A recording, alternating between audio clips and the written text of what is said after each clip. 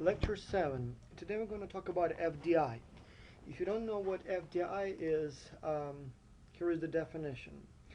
FDI, that's a purchase of physical assets or other form of assets that gives you control over a company in a different country.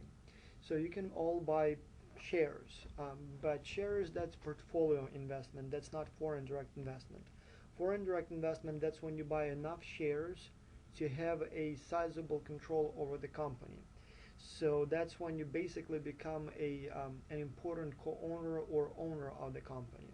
And it can be a pure acquisition of a company, it can be some form of a merger that gives you enough control of the company, or maybe even a purchase of a significant share of the company. And again, most say that it's at least 15 to 25%, but it can be anywhere. Depends on the structure of the company. It can be the number can be larger or smaller. But again, the point is, you become an owner of the company overseas. Either you build one from scratch, or you buy an existing one, or you merge with the company, but you now have a considerable control over a company overseas. So as I said, it's different from portfolio investment where you just buy some shares, let's say for $300, just in hope that they will go up in price. That's completely different. So in terms of types of foreign direct investment, there are many models, many ways to differentiate. But one is that differentiates between horizontal and vertical integration. Foreign direct investment. Horizontal FDI, that's when you build a company in a foreign market or buy a company in a foreign market and make products or services at that company for that same local market. So for example, you open a McDonald's restaurant in China. The restaurant will serve Chinese customers. So the money goes from here where you are to that other country and then basically serves the customers in that local market. Vertical direct investment, foreign direct investment, that's when you take your money, build a new company, let's say in China, or buy a company in China, make the products or services, and then export them back to your country. So that's when basically you make the products there, you invest money to make the products there, but the products come back to you. Now, examples of horizontal FDI would be obviously anything related to food and other types of perishable items. Obviously, you would be making it in China for the Chinese consumers, right? Vertical FDI, that's when you invest in something to make it there but come here. Like, for example, my favorite example would be American flags. Even though most of them are now made in China, obviously in China there is no market for American flags, at least not for many of them. But when they come back here to the United States, that's where the consumers are. By the way, my very first trip to the United States in 1999 must have been. I was very amazed at that time to see that most of the stuff in the United States that I could buy was made in China. It was shortly after the Soviet Union collapsed and we didn't really have many Chinese-made products in Ukraine. Here in the United States, much like today, much of the stuff, consumer goods, were made in China, and it was kind of amazing to me and amusing at the same time. But one product that was not made in China was a product that I would actually think would be made in China. So I was kind of surprised that American flags and all those little souvenirs with American symbolics were from China, which I thought kind of by definition should be American. But as I said, there was one product that I would kind of expect to be made in China, and that one was made in the United States. I'll even give you a hint. I was in Wisconsin, lots of forest there. So can you think of what that product was? Chopsticks. Chopsticks in Chinese restaurants were made in the United States. Lots of timber in the United States, so I suppose it makes sense. But I was a little surprised about that. Now, the questions for today's lecture, and if you want to score bonuses for your kind of green question bonus answers, are, well, what is FDI? Very importantly, who wins and who loses when FDI crosses border? Why would you want to FDI, so make a foreign direct investment?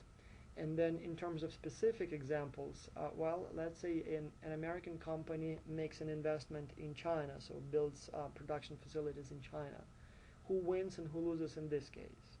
Or a Chinese company creates a new company in the United States or buys an existing company, who wins or who loses?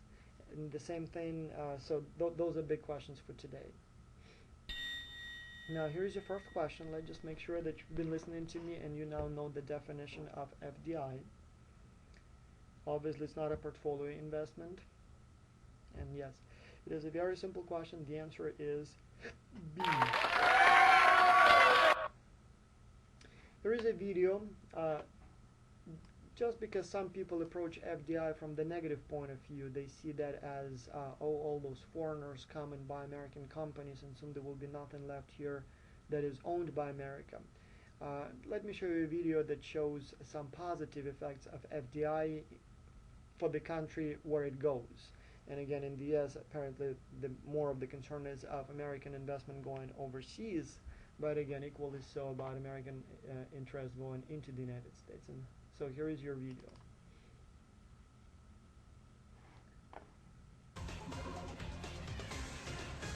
Well, you know what one of the big issues was last night in the election? That was the economy and jobs. And on the job hunt today, in fact, finding one city whose skilled labor force and business environment attracting a big foreign investor.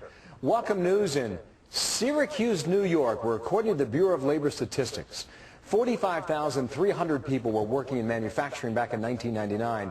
Now, 10 years later, that has fallen to 29,300 people, a loss of 16,000 jobs in a decade in one town. David Lee Miller's on the ground. They're live in Syracuse, New York. David Lee, good morning to you. Tell us how Syracuse is faring in this difficult economy. Well, interestingly, after those very dire statistics you just gave, Syracuse is actually faring pretty well. The unemployment rate here is about 8.1% according to the most recent stats, and that's better than the national average and the average for New York State. Right now, I'm speaking to you from what was once a General Motors Fisher body plant.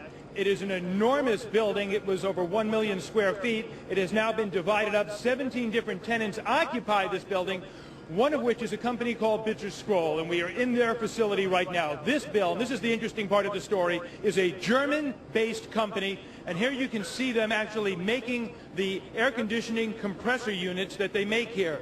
The employment here started about a year and a half ago, about 3 dozen people. Things are going better than expected, and it is hoped that there will be as many as 200 people that will be employed here in the next couple of years. Joining us right now is the plant manager, Mike McKee. Mike, why Syracuse, New York? This, as I said, is a German-based company. Syracuse not known for its tropical weather and wonderful beaches. Why was this location selected? Well, first and foremost was the availability of design engineering talent in the area, specifically with compression technology. Secondly, the manufacturing base is very strong here in Syracuse, and those resources are also available. You had a good pool of potential employees, and you also got money from the state. Yes, we do have a grant from Empire State Development that we anticipate receiving the first installment early next year.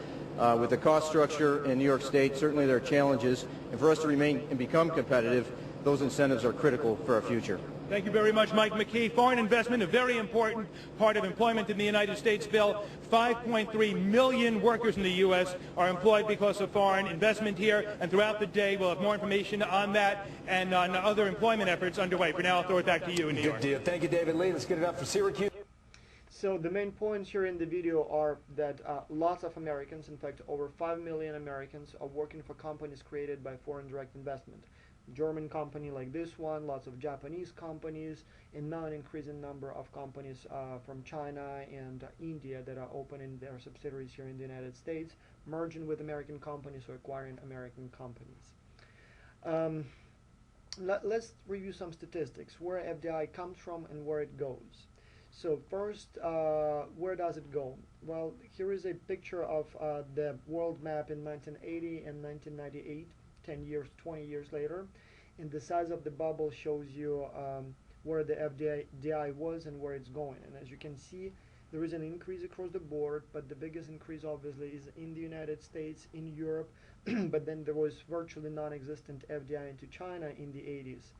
By the end of the 90s, the bubble of China is actually fairly large and is bigger than where the United States was a couple of decades ago. if we look at, that's the same picture but different representation, again, where it goes based on the color. So obviously much of the FDI is going into the countries rich in natural resources and stable economies, again, notably the United States. But this picture, unlike the previous one, doesn't show us the absolute figures. It shows us FDI as the percentage of GDP. And so as you can see, much of the FDI as the percentage of GDP, or adjusted for the size of the economy, goes to countries that have natural resources. Like, for example, again, Northern Europe, notably the United Kingdom, but then some other places, Canada, Australia, and then many countries in Africa. And again, the overall figures are fairly small for Africa. But if you take into account that the economy is fairly small too, those few $1 million actually may make a lot of difference. Now this is 2000, and so the difference here is that a lot still going to the same countries, but the role of Brazil, Russia, places in Europe, China, Mongolia is increasing rapidly. So if you look at the same picture in 2000, virtually nothing was going into China, virtually nothing was going into Russia, Brazil, and now all of a sudden the numbers are fairly high or blue for these countries. And so now it's 2004. Again, China is now on top of the list along with the United States and Europe, so much of investment going there. Canada remains top receiver of FDI, but then so is Brazil, Australia, and Russia, that rose from virtually nothing. Now here's a question.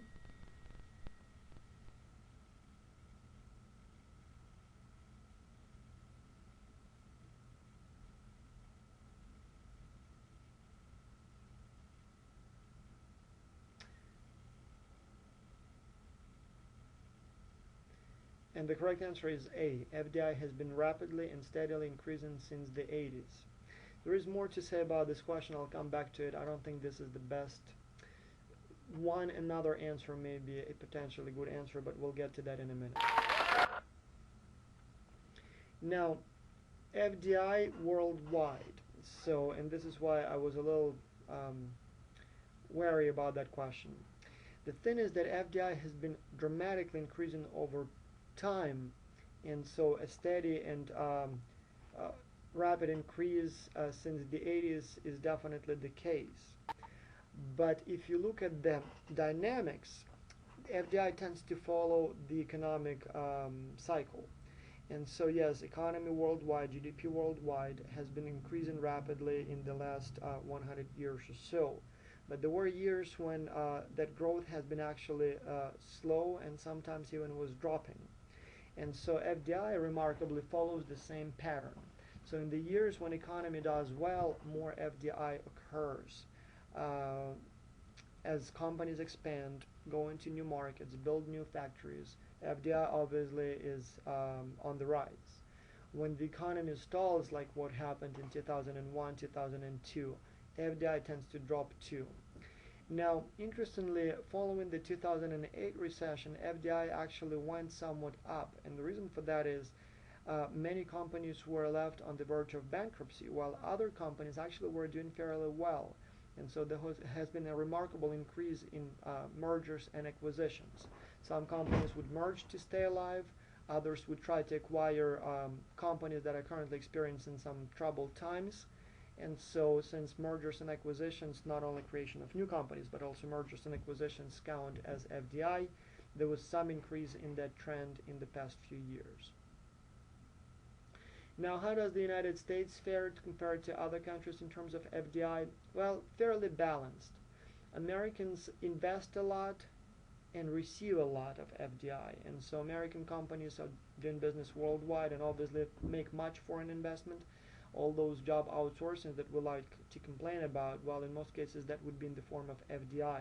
American companies would either sell their assets here and buy new companies there, or literally physically move the equipment to China, and so that would be also an investment that gives them sizable control over the company, the newly created company in China. And so lots of investment has been going outside the United States. But then America being one of the biggest, well, not one of the biggest economy and one of the most developed countries, has been attracting lots of FDI from all around the world, from high tech to agriculture to education.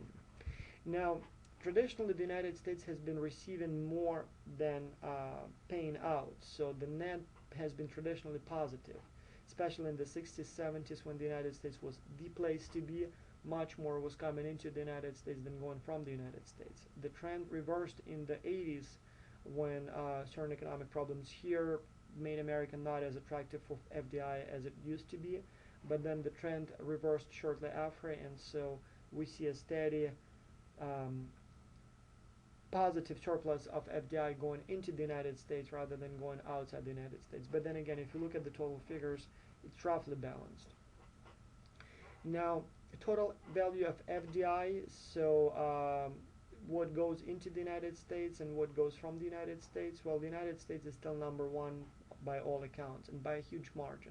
Still much more is going into the United States than anywhere else, and still Americans are investing much more than anyone else.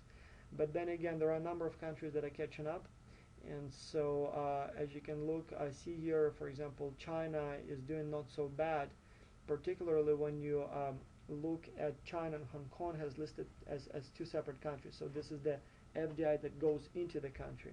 And so yes, the United States receives much more than anyone else, but if you count Hong Kong as part of China, then actually China is receiving lots of money. In terms of investments from the country, again, China increasingly invests more, and soon enough, especially if you again add China and Hong Kong, it would be one of the major investors worldwide. Now here is your next question.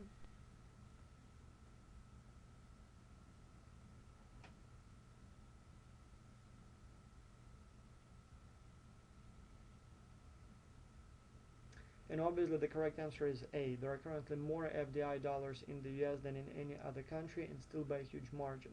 Though again, China, that just a couple of decades ago didn't attract any FDI, today is quickly approaching the United States, and there is a good chance there may be more FDI going into China in a few years than it is going into the United States.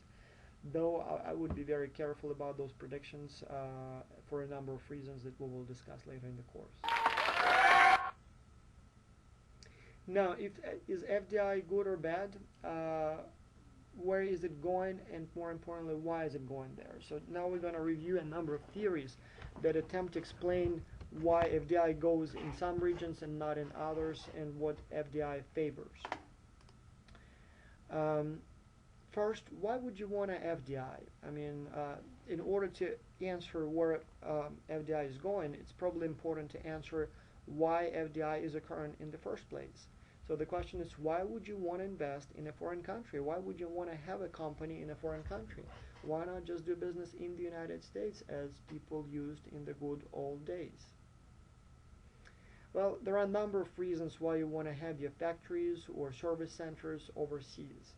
Obviously, you want to be sometimes close to your customers, and this may be the reason why there are so many Japanese automakers in the United States, because those cars are sold in the United States, so you might as well make them in the United States rather than transport them there.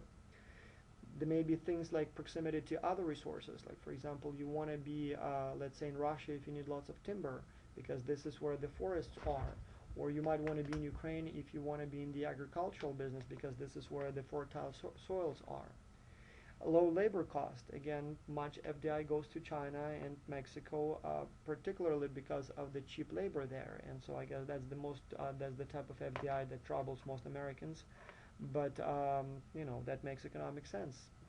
Labor is a substantial part of the production process, and if you can make your products there cheaper, well, that's what you do. And it may be bad news for American workers, but for you, I mean, people with business degree, those who will be business owners soon, chances are, you know, you are too American, and if that's how you can make more money, well, I don't blame you.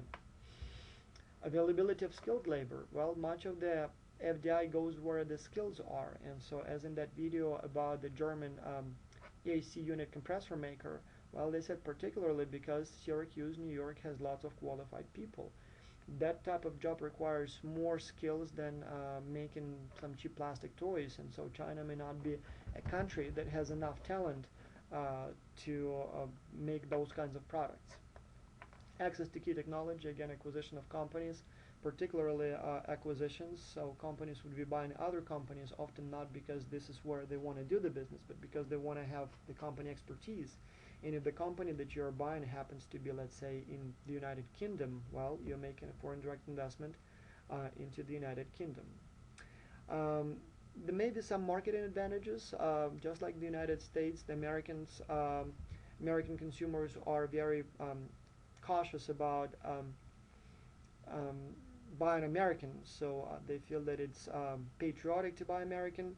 Equally so, in many cases, in other countries, people would be preferring to buy local, and so many local, American or other foreign companies there, particularly or specifically buy assets there so that they can look more local. There may be also political and economic factors, so you might want to build your factory there so you don't have to pay import tariff. And this is probably the main reason why there are so many companies in the United States, such as those that make cars, because this way they don't have to pay import tariffs when they sell their cars within NAFTA or within the United States. We'll get to NAFTA in a few minutes. There may be other economic incentives. I believe I mentioned in the previous lecture that sometimes local and even state or federal governments would be literally bidding and offering all kinds of concessions to a foreign direct investor.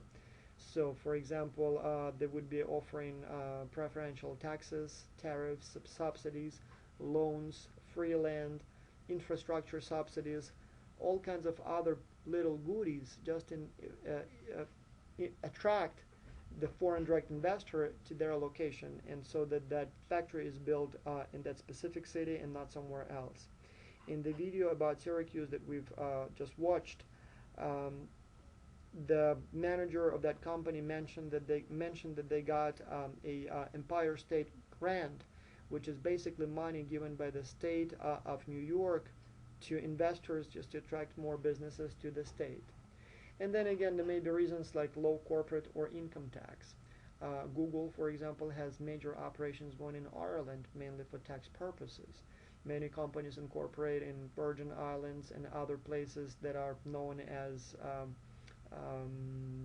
tax havens, particularly for those corporate and other tax reasons. And so that may be another reason for you to do that. Ethical or not, I don't know, but that may be a reason. Now, what explains where FDI goes? Well, obviously we talked about all these reasons why FDI occurs, so we can expect that FDI will be going to where resources are cheap, or labor is cheap, or taxes are low, or there are many customers. So those are obvious reasons. There may be other types of reasons, and so let's review some theories. From the previous lectures, you may remember this slide here, and this particular one shows how the international product life cycle theory works. We didn't discuss it in the context of FDI, but if you look at these graphs from the perspective of FDI, you can see that at the stage when the product is new, FDI would be going into the country where the project was invented. So if we're talking about computers, you can imagine that much FDI in the IT industry was going into the United States in the 80s, because the United States was pretty much the inventor and the maker of computers. So anyone who was making good computers wanted to be in the United States at that time. Then the product becomes more mature, and more countries can copy the product or learn how to make it.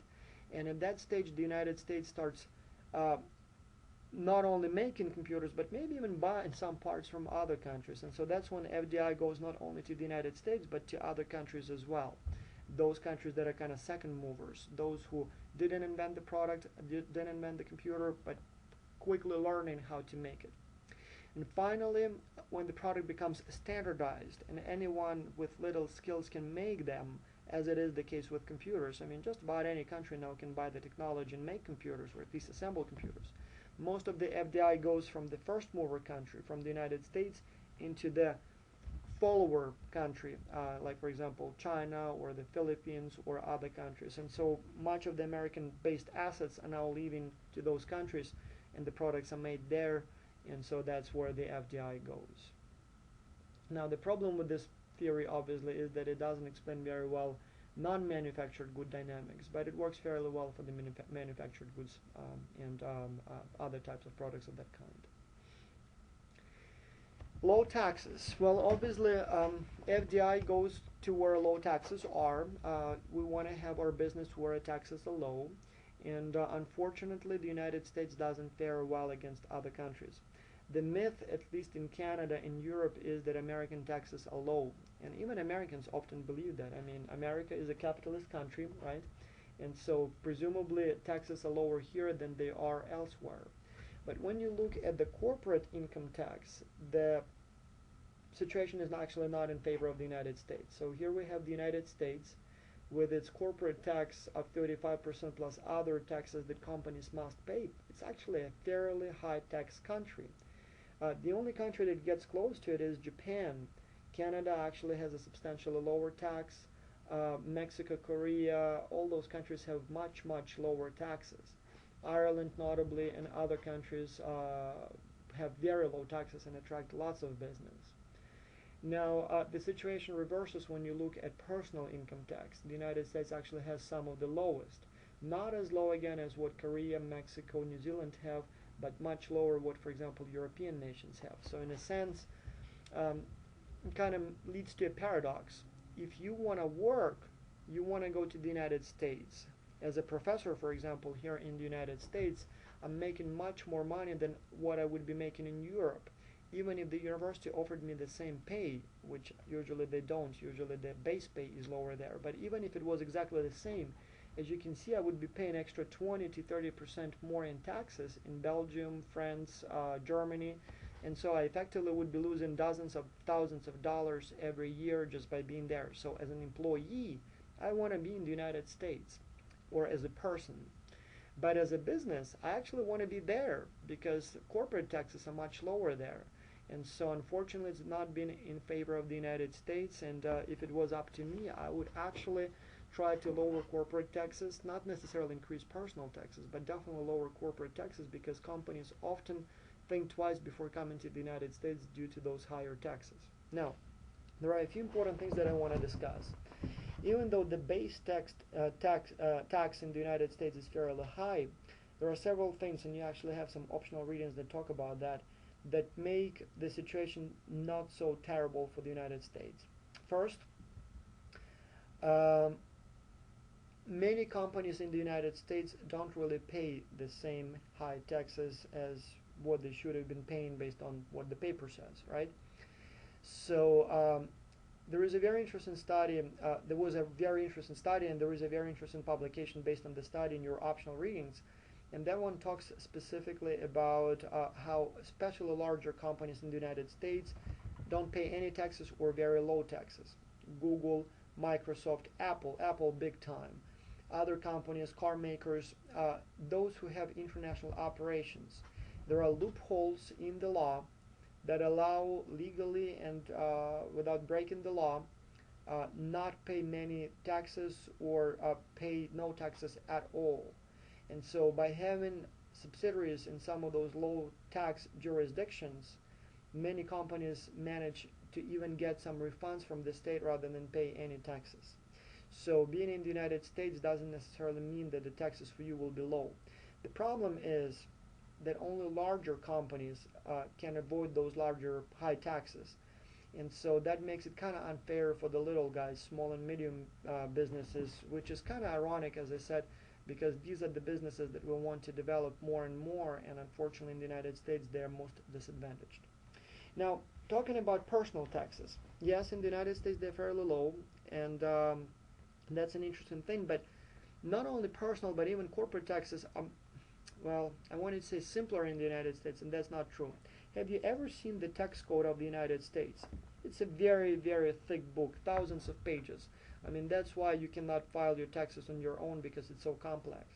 I have an undergraduate in economics, master's in economics, 4.0 straight GPA, and I have a business degree in, a PhD degree in business.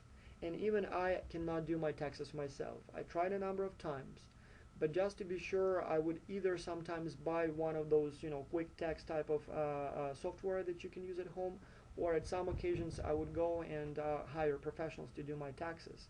And inevitably professionals do a better job and I get a few extra $100 back. Now the reason for that is because the tax law is so complicated that a normal human being, even one who knows who is friends with math, just they may not know about all those little deductions and all those little caveats. And so as a result, it's not about your IQ. It's just because it's so complex. A normal human being, unless you really keep up with it, you just may not know what's going on, and so you're bound to lose money if you do taxes yourself. And unfortunately, it forces Americans to spend millions and millions of hours on doing taxes every year. But at the same time, the system works. It's complex, but it works.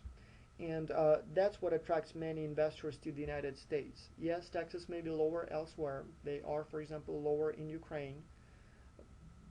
But it will be so, how should I say, corrupt, that I'd better pay higher taxes in the United States, and I know that the system works, than deal with all that corruption and with all those problems in the tax law and with their equivalent of IRS, than to pay higher taxes in the United States. I'll give you a couple of examples when I was extremely amazed by how the system works in the United States. For example, a few years ago I bought a house in the United States, and that was the year when there was this stimulus package for housing market, and so you got 10% back when you bought a house. In my case, I got some money back. And now I wasn't sure if I wanted to do taxes myself given the kind of price of the question, so I hired a tax officer, lawyer, did my taxes there, but it took me longer than usual to get it all done. So I submitted my taxes right around the cutoff date. Now, sometime later I received my refund, but then a little later I received a letter saying that my file was randomly selected for an inspection, for audit, which is fine. And then around end of summer I got a letter saying that the audit is not finished and mistakes were found in my papers. Now, mistakes were in my favor. Turns out that my tax lawyer, or tax whatever you call that guy, didn't include some of the subtractions into my tax. Subtractions into my file. And turns out that I'm entitled for extra $2,000 in tax refunds. And so the IRS sends me that $2,000 sometime around October. I'm very happy. I mean, where else in the world, when IRS audits you and finds mistakes that you made, and the mistakes mean that you are now entitled for a larger refund, where else in the world would you get that refund? Well, probably only in Canada. At least that's the only other place where I saw that. So I made a mistake. They found the mistake. They determined the mistake was not in my favor, and so they gave me more money. But the most amazing thing happened another month later. End of the year, I actually get a check for another $20. Anyone knows why? Well, because the mistake was made by me, not by them. I didn't get my refund on time.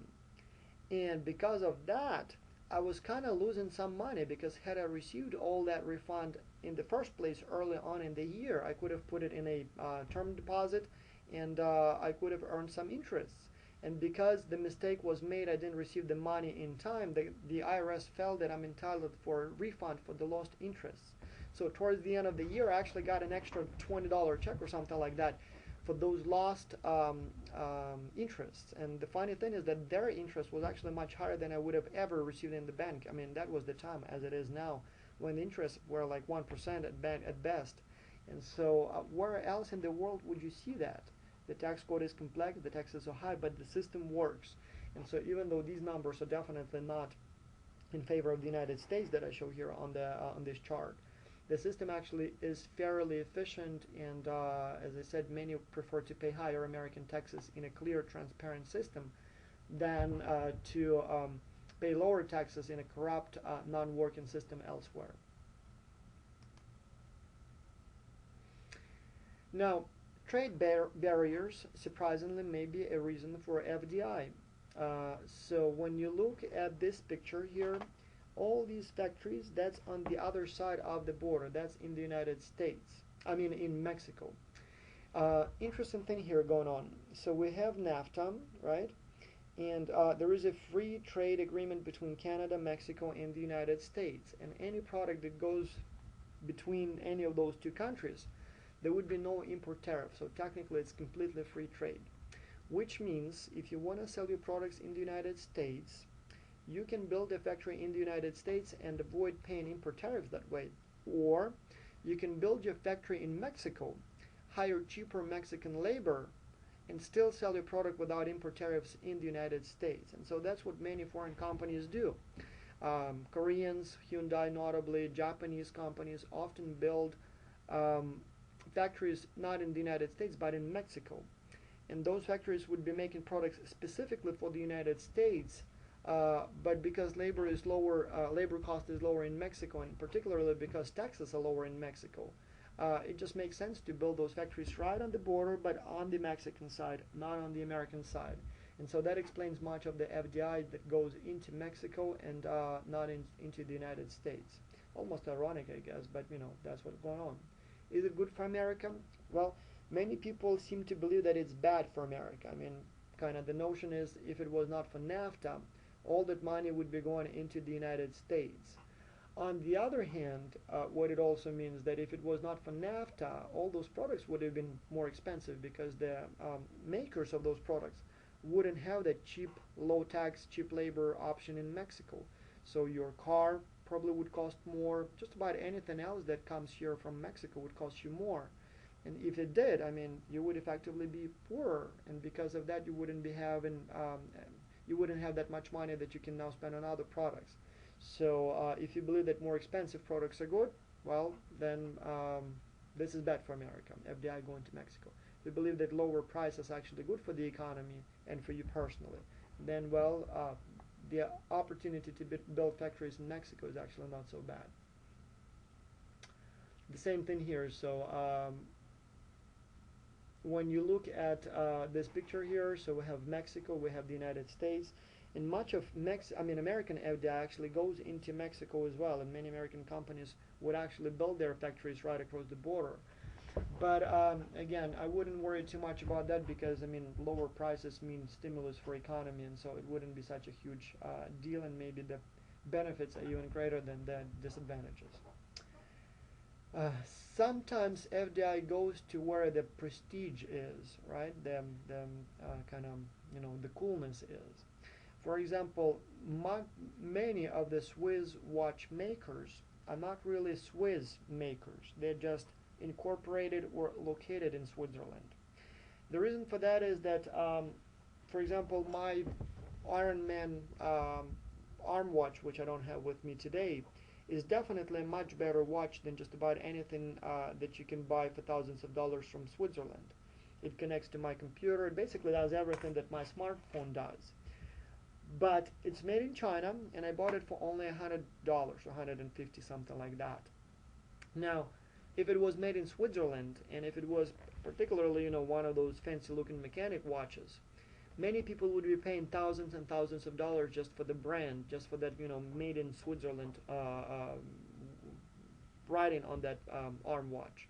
Nobody want to pay thousands of dollars for an arm watch made in China, even though the quality may be equally good and maybe even better. So sometimes you might want to go there where, you know, the perception is that that's where, you know, the prestige is. Here is a question, one of the questions for today.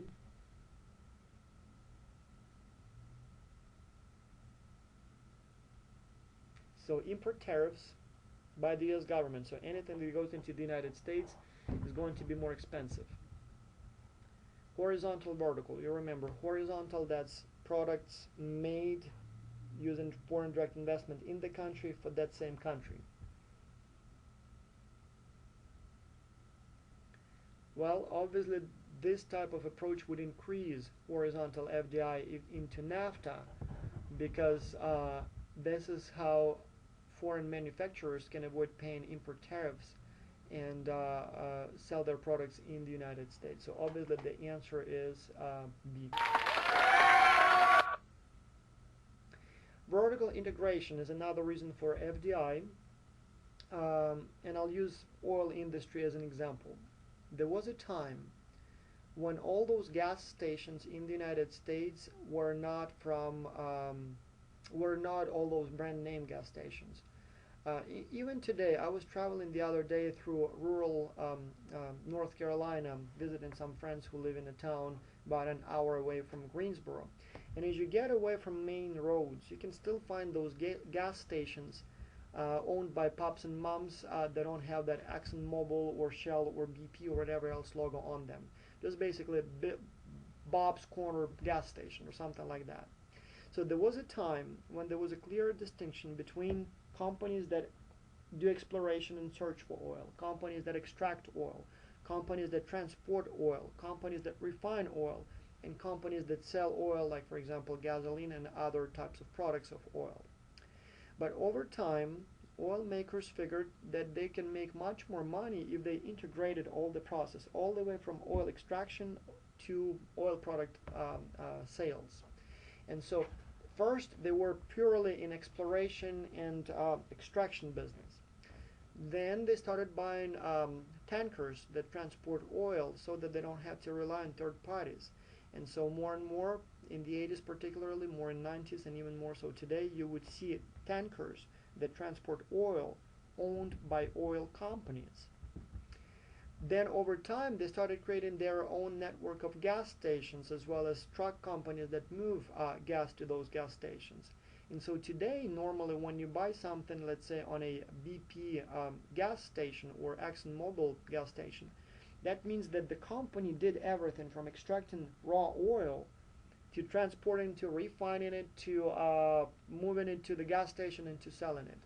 And so by doing so, they were able to save money, reduce cost, improve logistics, but also make more profits, which is kind of good and well-deserved part of the story here.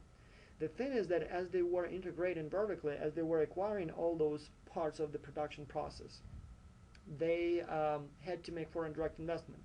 And so they had to acquire all the companies in the process, tankers, gas stations and stuff like that. And so much of the FDI has been occurring due to that vertical integration. Now, a couple more things that I want to note.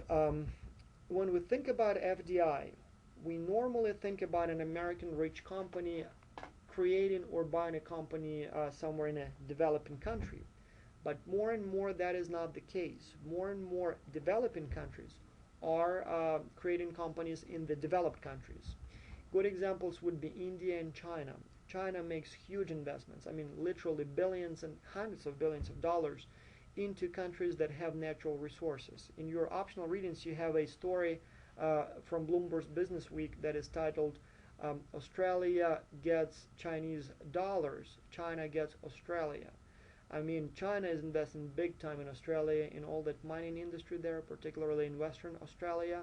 And the same thing is with Russia, the same thing with Canada, and big time in Middle East.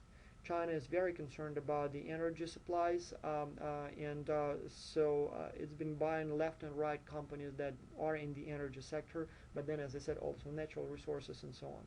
And even more increasingly so, Chinese and Indian companies are buying existing high-tech companies. For example, IBM is no longer an American company. Well, IBM, the personal computer division. So today, as you know, IBM personal computers are made under the Lenovo logo. A Chinese company bought IBM a few years ago. And I actually have a video about that. Let me see if I can find it here. Probably I don't. We'll have that in one other lecture. So in China that was a big deal, and so they basically made a foreign direct investment into the United States.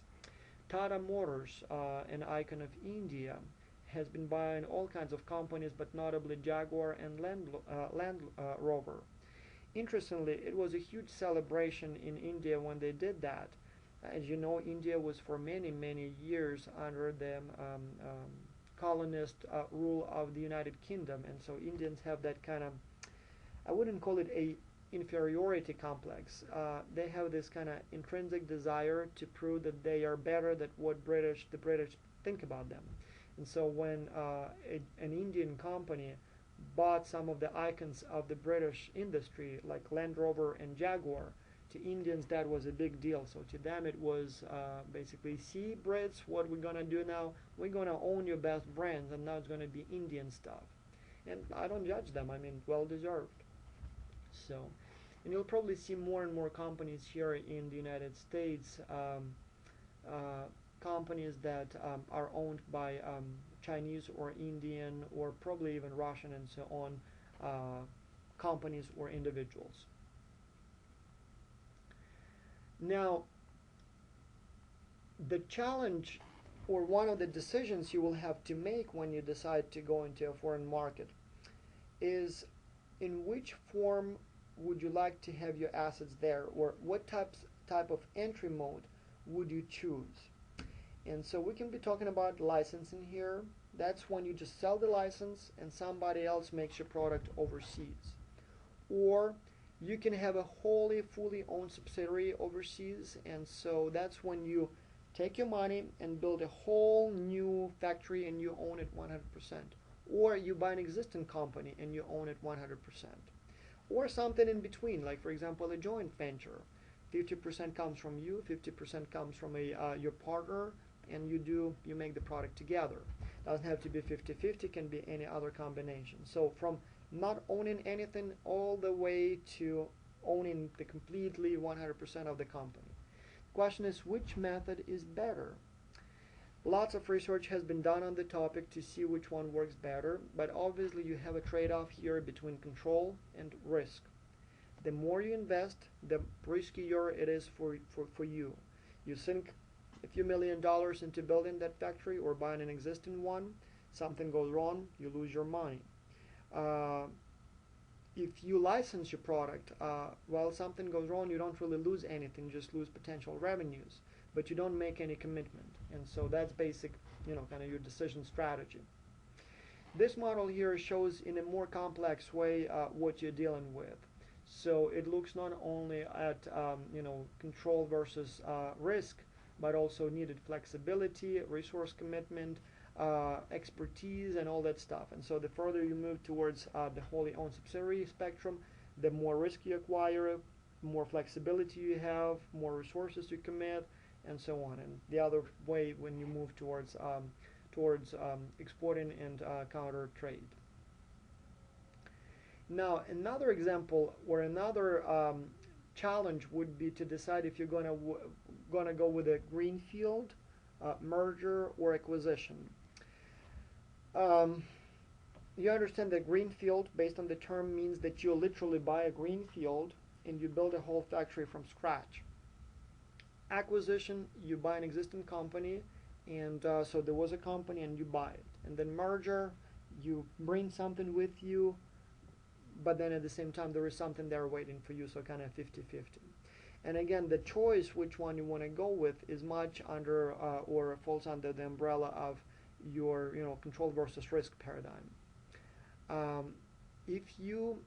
Based on my personal experience, if you want to build something new, or if your product requires some special kind of arrangement, it may be a good idea to go with a greenfield, because anything existing was not built by definition for your specific product or your specific needs, and so you may be compromising and you may be losing some of that convenience and maybe energy efficiency and whatever else you might want to do.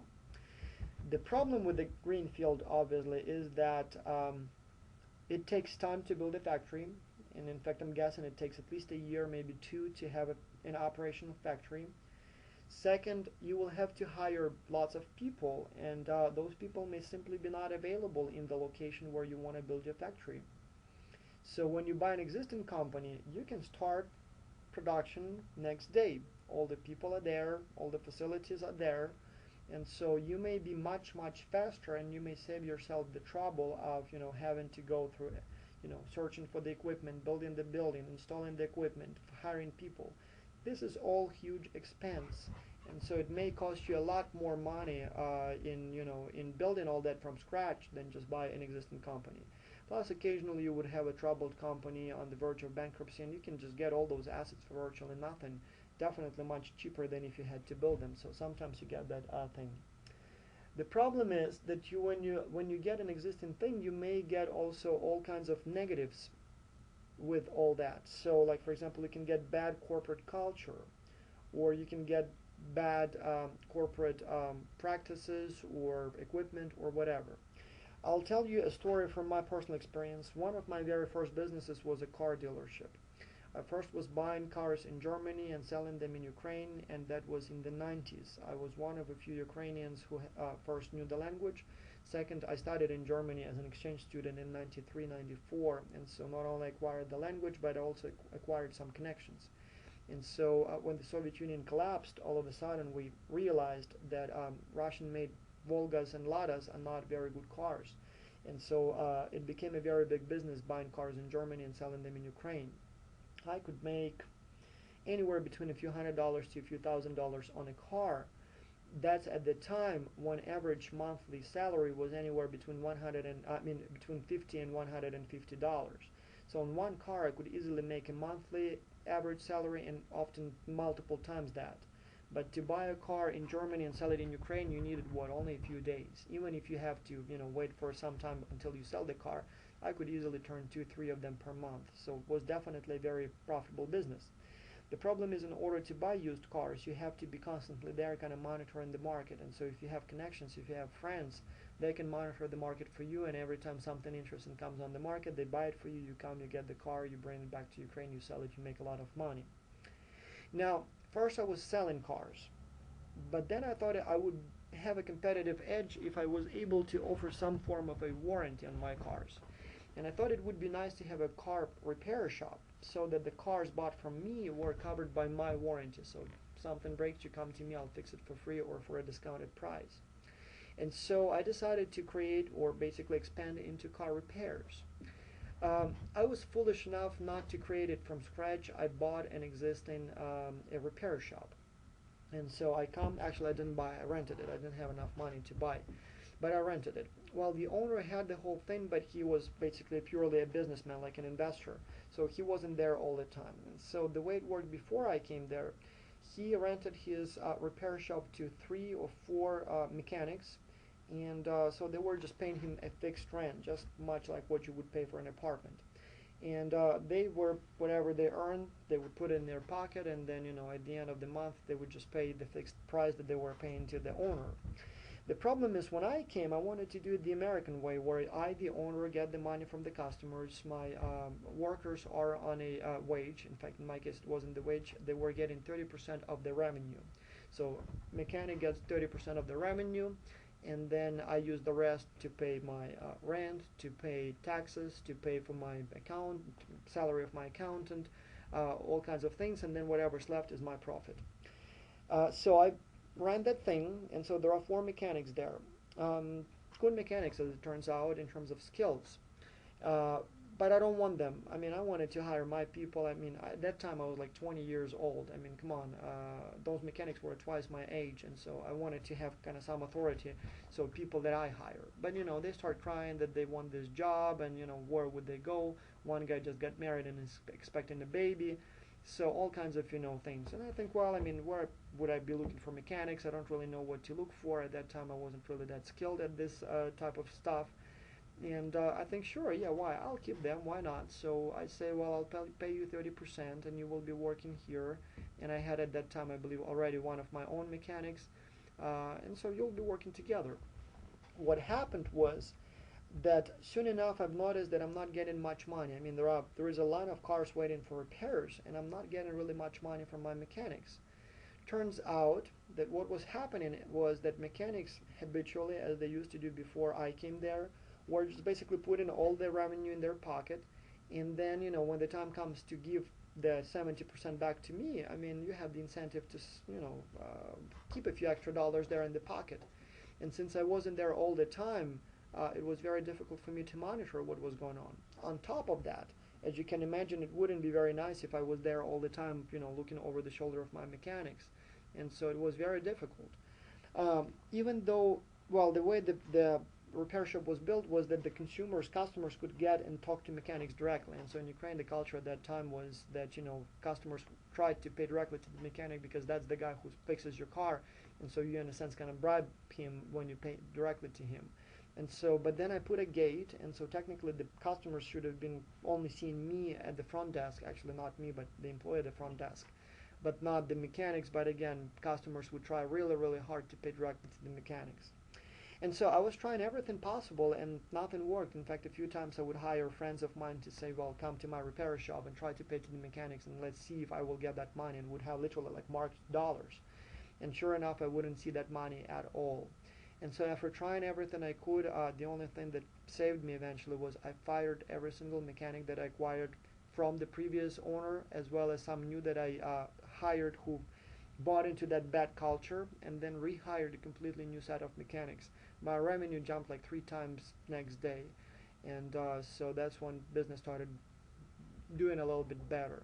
So what I'm trying to say here is that if you go with an acquisition, you definitely save time and hassle on, not having to build a new factory and hire new people. But at the same time, you can start from scratch, and you can build a culture that you would like to see there, and not the culture that is left as a legacy of the old, way of doing things at the company that you buy. Now, is FDI good for America or bad for America? Well, let's talk first about American FDI going overseas. There is a big difference between expansion and relocation. If American companies simply relocate, they were making these pens here, and now they decided to make them in China. They literally took all the equipment and moved it to China. I'd say it's bad. I mean, there may be good reasons for that, economic reasons, and since the owners of the company are Americans, just like you will be soon enough, you, and especially you, right?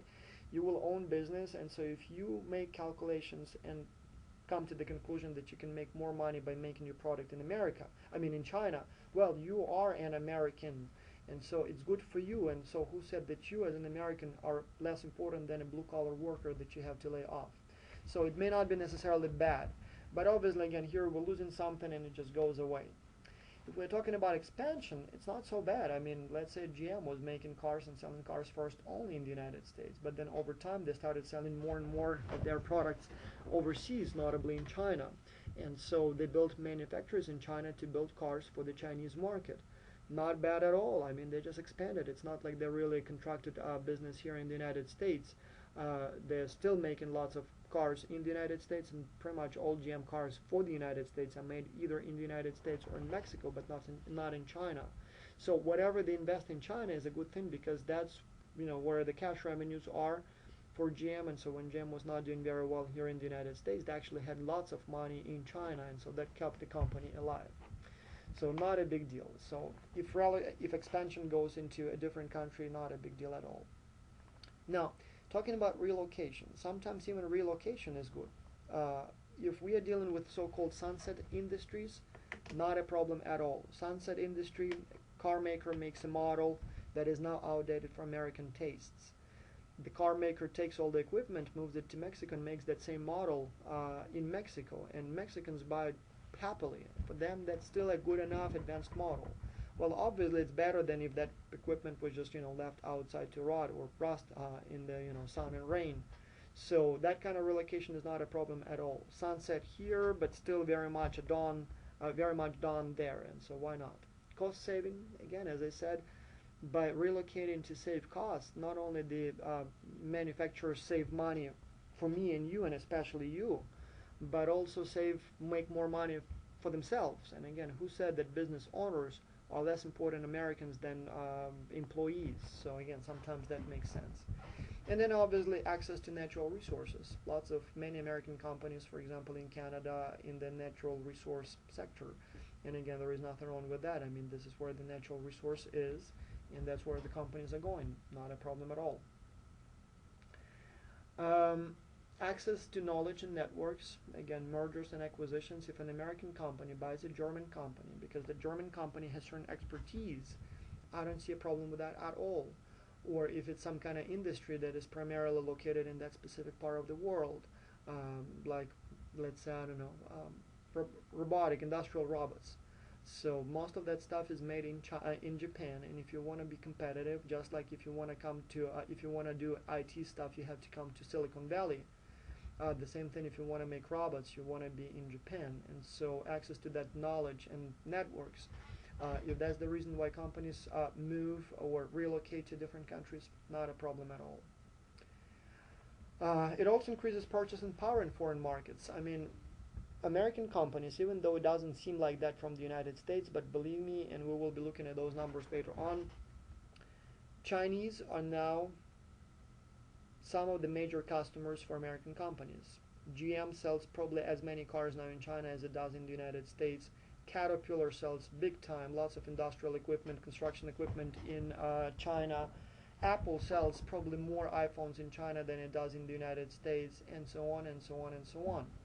Now, to a large extent, the reason Chinese are now able to buy those products is because of all that FDI that goes in their country and creates jobs there and employs them and gives them salaries. Many Americans see that as a problem because, you know, oh, all those jobs could have been here, so we're making Chinese rich. What Americans don't see often is because the Chinese are becoming richer, Americans can sell more to them and become richer too. So everyone wins, in fact, even though it looks like it only, you know, benefits one side of of the partnership. But actually, rich China is much, much more beneficial for America, because America is selling lots of stuff to China, and many Americans making billions of dollars on selling to China from the United States. And so thanks to FDI and to those markets, purchasing power there increases, and more can be sold from here, and more profits can be made for American companies. Finally, political influence.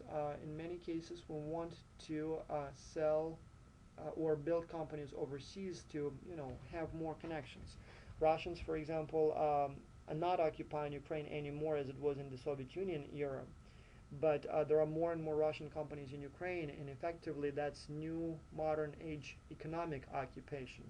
More and more companies in Ukraine are Russian, and so that gives them more control over the country.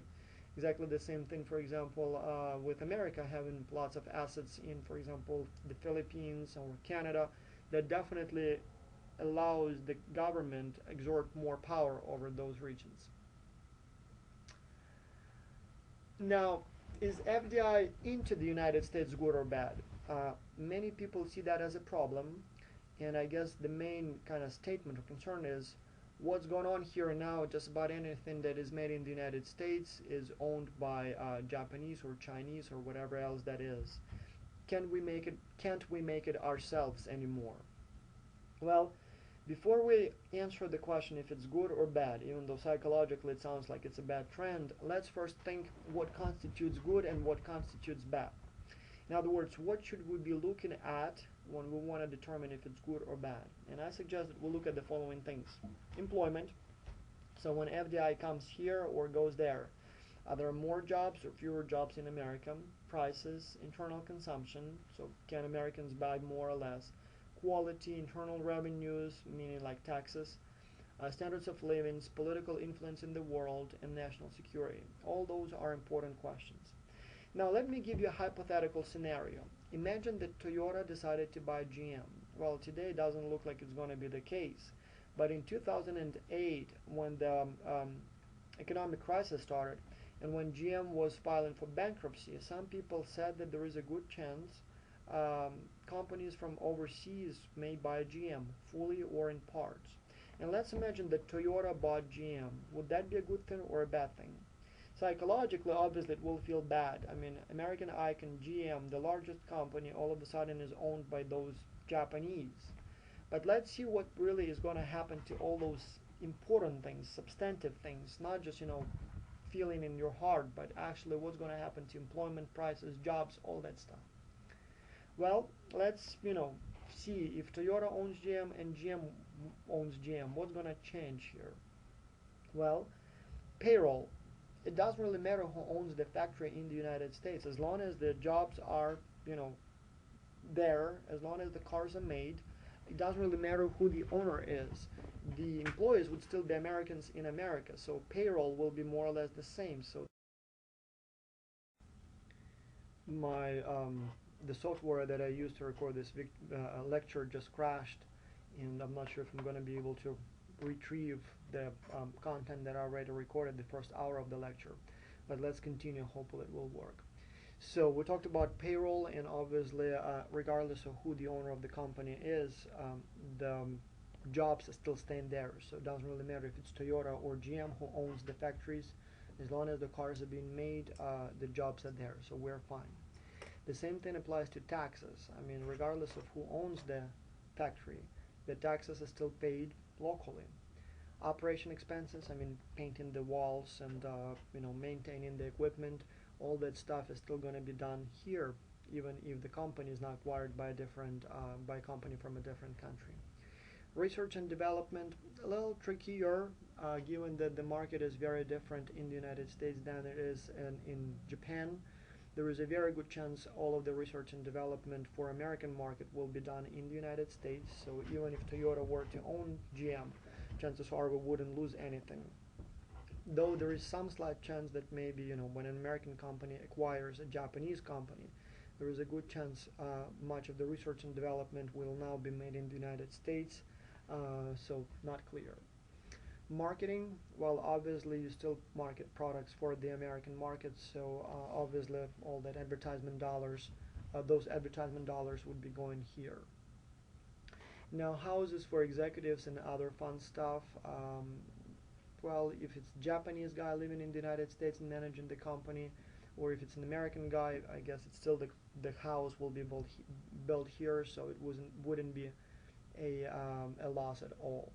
Now, the only thing where there may be some loss is that if the owner is not a Japanese guy, which is, again, talking about GM, Toyota, those are huge publicly traded companies, so there is really no single owner. But let's say somebody owns the entire company, and now that somebody is a Japanese guy, not an American guy, well, presumably that money, the profits will now go into a pocket of a Japanese guy. But then, if you think about that, what does it mean? It's not like he's going to take that money and put under his bed in Japan.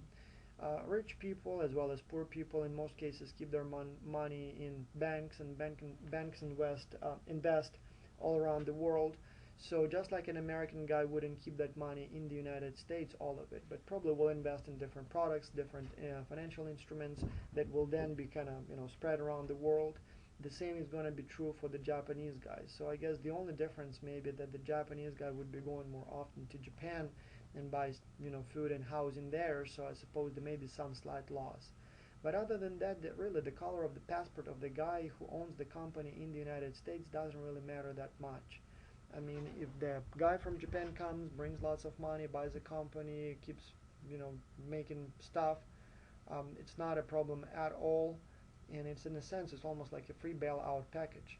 I mean, you, the taxpayers, had to pay a lot of money to GM to keep it alive when it filed for bankruptcy in 2008. If it was the Japanese who would have bought the company and turned it around, well, in a sense, it would have been only cheaper.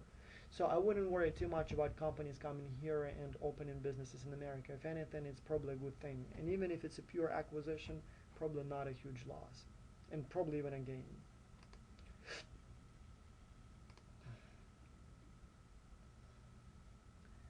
So in a sense, acquisitions by foreign companies are not that different from the bailout, especially if the company is troubled, as it was the case with GM.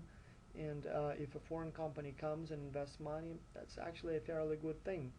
So another thing is that many of these companies are not really, how should I put it, American or Japanese or Swiss anymore.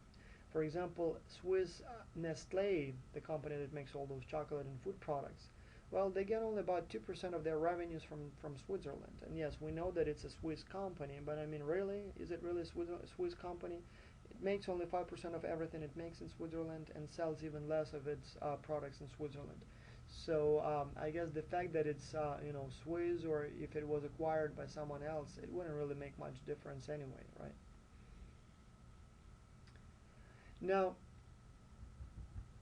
the thing is that when you ask about the effects of FDI, the answer of the expert will to a large extent depend on where that expert, on which side of the border that expert is. As I said, American FDI in Mexico is deemed bad because Mexicans think that it's American companies now own us and all the profits go to America. But then equally so, Americans see FDI from, for example, Japan or Mexico bad because they feel that uh, those companies acquire us. But in reality, I mean, it can be both true. I mean, if American money going to Mexico is perceived as bad by Americans because, you know, it's jobs created elsewhere, but then the same act of you know, investment going into the United States is perceived bad because now they're buying us. I mean, come on, somebody's got to win in that case. If you think that Mexicans benefit when you invest in Mexico, then maybe Americans benefit when somebody invests in America. So I wouldn't. I would try to kind of distance myself from the context of, you know, patriotism and one-sidedness, and kind of try to be more objective here. Now here is another question, and let's see if you would know the answer to this one.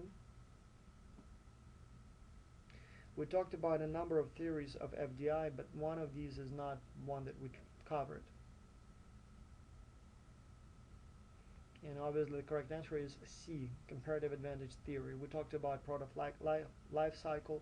We talked how market imperfections, higher taxes in one, lower in another, and things like that lead to FDI decisions, trade barriers, obviously the case that Mexican-US border example, but comparative advantage theory, we didn't mention that one in class, at least with respect to this. And this is what you need to know in the exam, so as long as you know it, I guarantee you, you will be fine. Thank you, and that was lecture number 6, chapter 7.